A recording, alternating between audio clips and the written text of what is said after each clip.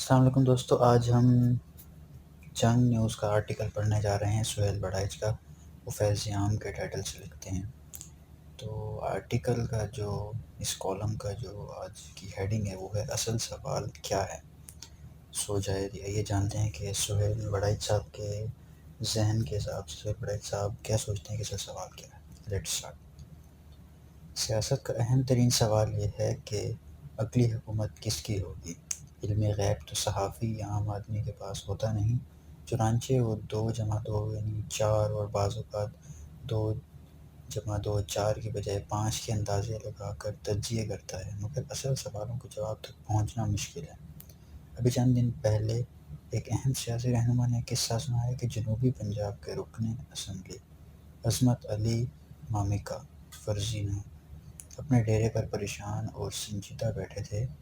کسی نے پوچھا جناب کیا پریشانی ہے، تو مامکا صاحب نے کہا سمجھ نہیں آ رہی اگلی حکومت کس کی ہوگی۔ اس پر وہاں موجود منشی اللہ دتہ نے کہا کہ اگر اجازت ہو تو میں عرض کروں۔ مامکا صاحب نے اجازت دی تو منشی اللہ دتہ نے کہا بات تو صاف ہے، نون لیگ کو انہوں نے آنے نہیں دینا اور تحریک انصاف کو عوام نے نہیں آنے دینا۔ مامکا نے منشی اللہ دتہ کی طرف استفہامیہ انداز میں دیکھا اور کہا کیا مطلب۔ منشی اللہ دتہ نے کہا بات صاف ہے کہ نون لیگ کے معاملات اسٹیبلشمنٹ سے ٹھیک نہیں ہو رہے، اسی لیے اس کے اقتدار میں آنے کا فی الحال امکان نہیں، اور دوسری طرف عوام موجودہ حکومت کی نااہلیوں، مہنگائی اور بے روزگاری سے اس قدر پریشان ہیں کہ اگر انہیں موقع ملا تو وہ موجودہ حکومت کو دوبارہ اقتدار میں نہیں لانا چاہیں گے۔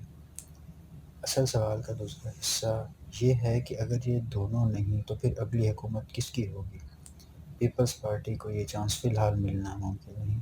منشی اللہ دتہ کا قصہ سنانے والے سیاسی رہنما نے کہا جو کام ماضی میں 100 بار ہو چکا ہے وہی اس بار بھی ہوگا، آخر اس بار ویسا کیوں نہیں ہوگا۔ اور پھر اس رہنما نے کہا کہ سب سے پہلے تو پارٹی کے اندر سے ابال پیدا ہوگا اور پھر پارٹی کے اندر اور باہر کی پارٹیوں سے ملا کر ایک نئی پارٹی بآسانی بنا لی جاتی ہے، اب بھی ایسا ہوگا۔ اس رہنما کا خیال تھا کہ تبدیلی میں 6-8 ماہ لگیں گے۔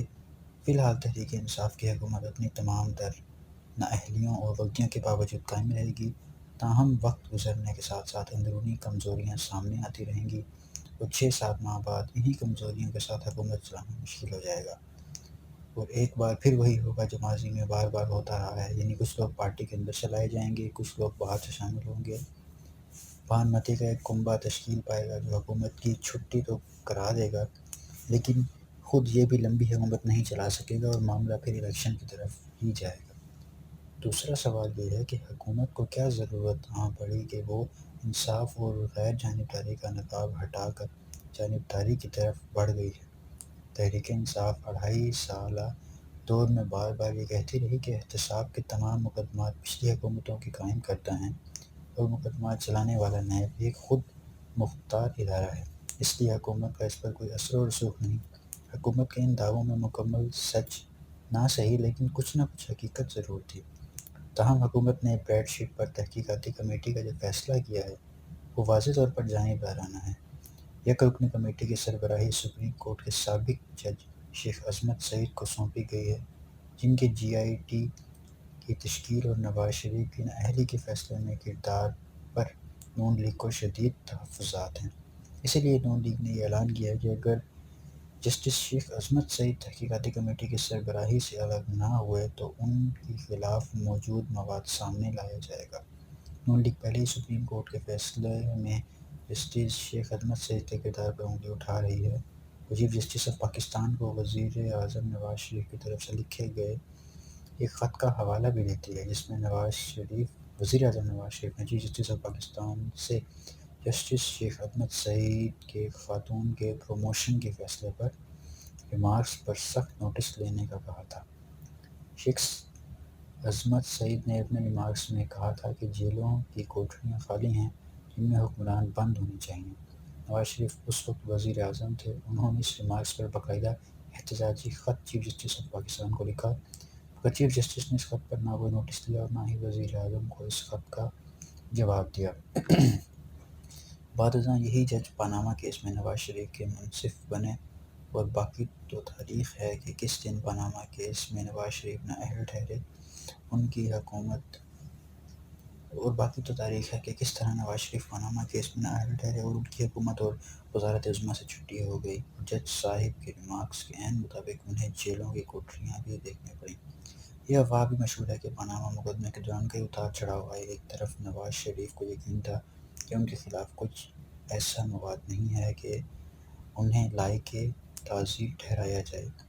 نواز شریف کے وکیل اور ان کے ایک قریب ترین رفیق کو بھی یہی یقین تھا، مگر دوسری طرف نواز شریف کو یہ پیغام پہنچایا گیا کہ اگر وہ وزارت عظمیٰ سے استعفیٰ دے کر عام شہری کی حیثیت سے عدالت کے سامنے پیش ہوں تو ان کا مقدمہ مضبوط ہو سکتا ہے۔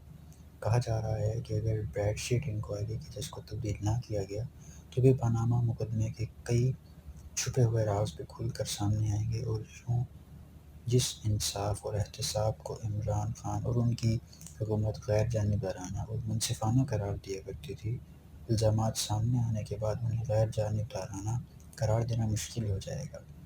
اصل سوال کی طرف لوٹتے ہیں۔ یہ سوال ہی کیوں پیدا ہو رہا ہے کہ اگلی حکومت کس کی ہوگی؟ کیونکہ یہ حکومت چلتی نظر نہیں آ رہی، قومی اسمبلی کی کارروائی نظر نہیں آ رہی، حکومت اور اپوزیشن کارروائی چلانے کے لیے مل بیٹھنے کو تیار نہیں، حکومت گرفتار ارکان اسمبلی کو اسمبلی کے اجلاس میں بلانے پر آمادہ نہیں، اپوزیشن حکومتی مرضی کی قانون سازی پر آمادہ نہیں۔ گورننس پر بہت سے سوالیہ نشان ہیں، کوئی بڑا منصوبہ نہ زیر غور ہے نہ زیر تعمیر، معاشی حالات بتدریج بہتر ہوئے ہیں لیکن کسی بڑی معاشی انقلاب کی توقع نہیں۔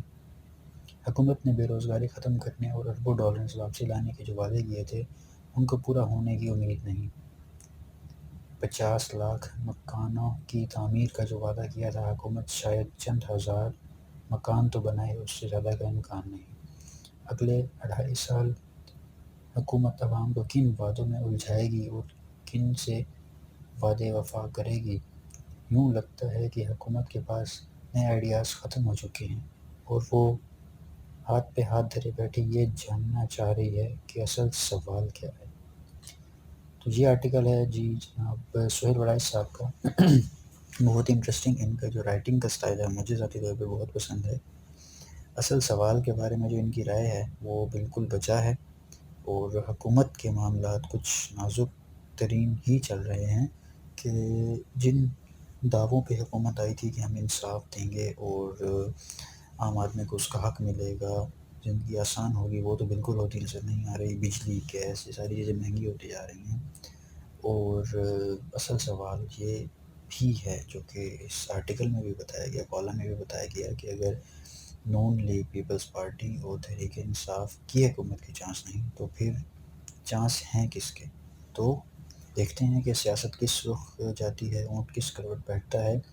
لیکن یہ بہت ہی انٹرسٹنگ آرٹیکل ہے، آپ کو سوچنے پہ مجبور کرتا ہے کہ ہمارے ملک کے سیاست میں اسٹیبلشمنٹ اور پولیٹیشنز اور عام آدمی کا کیا کردار ہے، الیکشن کس طریقے سے ہوتے ہیں، ان کے رزلٹ کس طرح سے طے ہوتے ہیں یا نہیں ہوتے۔ بٹ یہ سب سوچنے کی بات ہے کیونکہ یہ سب چیزیں ہم سے لنک ہیں۔